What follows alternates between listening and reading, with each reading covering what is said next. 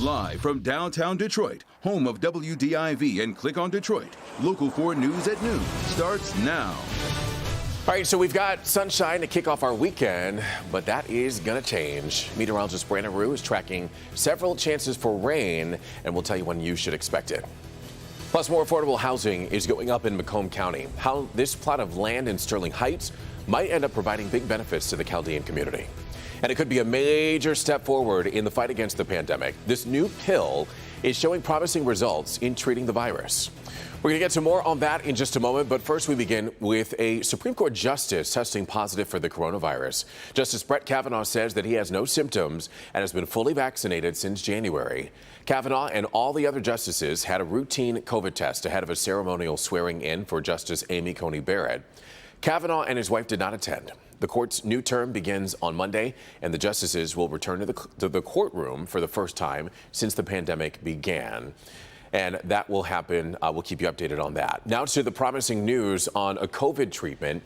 Merck says its experimental drug is shown to be successfully preventing many hospitalizations and deaths, and it comes in the form of a pill.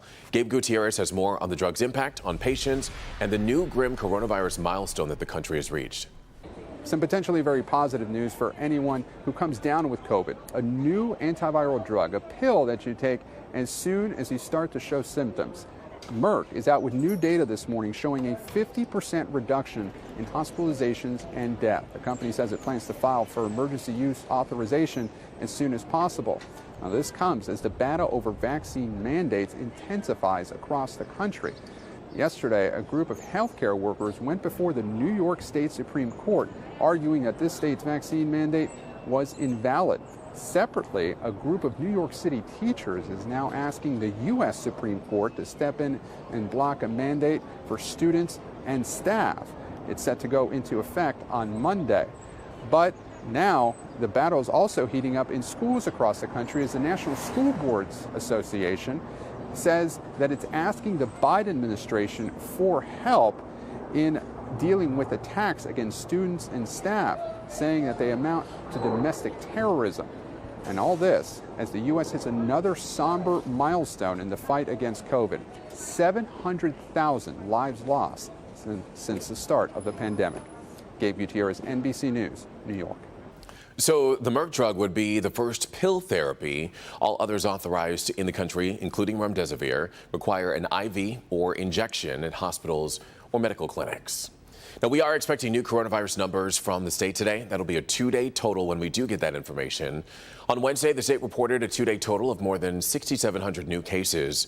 And it comes as there's growing confusion over school mask mandates here in our state of Michigan.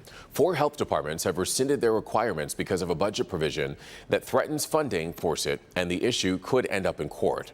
All counties with school mask mandates in Metro Detroit are still enforcing them. Well, let's get to the news that we all have been waiting for. Details about our forecast for the weekend on this first day of October, Brandon. Things are looking pretty decent right now. They are, and you know, most of the weekend should be okay, although we do have some raindrops we'll be dodging here and there. Not so much now. How about 70-ish? We're 69 Ann Arbor, 70 Flint, 70 Jackson, Lansing's at 71. It's 69 City Airport, 69 Lapeer. We've got 67 at Metro Airport. So a little warmer than we've been at noon the last few days, but a very similar pattern. The winds have shifted from the northeast, now more out of the southwest, so that's a warming mechanism. A degree or two warmer than yesterday means mostly sunny, 74 degrees. You can see on the satellite radar picture just a whole lot of nothing, and we love that. So your football games tonight, 7 o'clock kickoff from the 70s down through the 60s. Our sun sets at 7:14 tonight, and we're good for football. It is jacket weather, but Evrod, coming up, Saturday rain on the way. We'll check in with Brandon for more information on that coming up in just a little bit. In other news this afternoon, General Motors has released its third quarter earning report, and the numbers are not pretty. GM says that it sold about 447,000 vehicles from July through September in the U.S. That's down about 33% from just last year. The chip shortage has caused GM to shutter plants for extended periods of time. GM warned investors last month its North American wholesale volumes would be down about 200,000 units in the second half of this year. In Washington now, lawmakers came to a deal to avoid a government shutdown before the midnight deadline, but there's still a stalemate over another big spending bill on infrastructure. Lawmakers worked late into the night, but didn't take a vote on the key part of the president's agenda. Chris Pallone is on Capitol Hill with where things stand. House Speaker Nancy Pelosi moved a vote on that $1 trillion bipartisan infrastructure bill from Monday to Thursday to make sure she could get all Democrats on board. But they're not there yet. House Speaker Nancy Pelosi leaving the Capitol after midnight, after missing the Democrats' own deadline to pass a $1 trillion spending bill to improve the nation's infrastructure, insisting a vote is still imminent. I'm disappointed on you that there's no vote tonight, Madam Speaker. We'll have your vote today. There'll be a vote today. There'll be a vote today. Progressive House Democrats are refusing to vote for the infrastructure bill until Democrats in the Senate reach agreement on President Biden's top legislative priority, an even bigger spending plan with money to expand Medicare, fight climate change, and improve access to child care. He should have focused just on infrastructure. But what they want to do is restructure and transform America. Moderate Democrats Kyrsten Sinema and Joe Manchin object to the $3.5 trillion price tag. Manchin's proposing a bill $2 trillion smaller, but all sides are expressing optimism. There's a lot of good in both of them. We should be able to come to that agreement. Earlier, The yeas are 254, the nays are 175. The motion is adopted. both chambers agreed to keep the federal government open until December 3rd. That bill included money for disaster relief in several states and to help resettle Afghans newly arrived in the U.S. Next will come step 2, the debt ceiling. But it did not increase the nation's debt limit. Lawmakers now have until October 18th to extend or increase the debt limit. The Treasury Secretary said it would be catastrophic if they didn't. She also believes that the U.S. should get rid of the debt limit altogether. In Washington, Chris Pallone, NBC News. Chris, thank you. The White House put out a statement on the infrastructure stalemate saying a great deal of progress has been made and they're closer to a deal than ever, but they do need more time. A big development is going up in Macomb County to give affordable housing to a large piece of the community. We're talking about the Chaldean Community Foundation, which broke ground this morning on a lot on Van Dyke near Utica, and it'll be home to dozens of apartments and a lot more at that. Local 4's Priya Mann joins us now live this afternoon from Sterling Heights with more on how this will benefit people in the area. Priya.